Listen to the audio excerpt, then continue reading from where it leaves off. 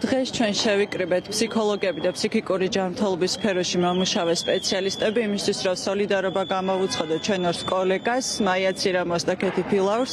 დანარჩენ 7 ადამიანთან ერთად, რომელთა სასამართლოც დღეს ახლა მიმდინარეობს ამ წუთებში ქუთაისში, რომლებიც გამორჩეულად კარგი სპეციალისტები არიან, გამორჩეულად კარგი მოქალაქეები არიან და ძალიან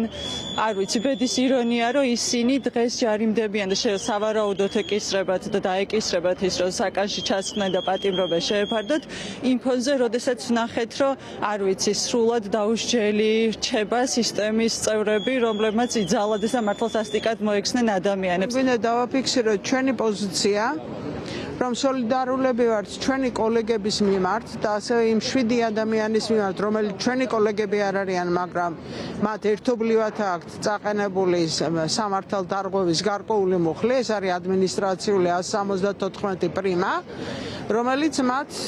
თავისუფლების აღკვეთით ემუქრება. შესაბამისად, ჩვენ გვინდა დავაფიქსიროთ ის, რომ ჩვენ თანადგომას უცხადებთ ჩვენ ორ კოლეგას მარტივი მიზეზის გამო. ისინი მუშაობდნენ და მოქმედებდნენ პროფესიული ეთიკის სტანდარტის მიხედვით, მოქმედებდნენ როგორც სინდისიერი მოქალაქეები და მოქმედებდნენ როგორც ის ადამიანები, რომლებიც მთელი თავისი პროფესიული გამოცდილებით მუშაობდნენ ძალადობის მსხვერპლ ადამიანებთან. ეს არის ფაქტურად რეჟიმის პასუხი ნებისმიერ განსხვავებულ აზრზე, რასაც ადამიანი, რომელსაც აქვს დემოკრატიული და თანასწორობის ღირებულებები, გამოხატავს ხოლმე რეჟიმის მიმართ.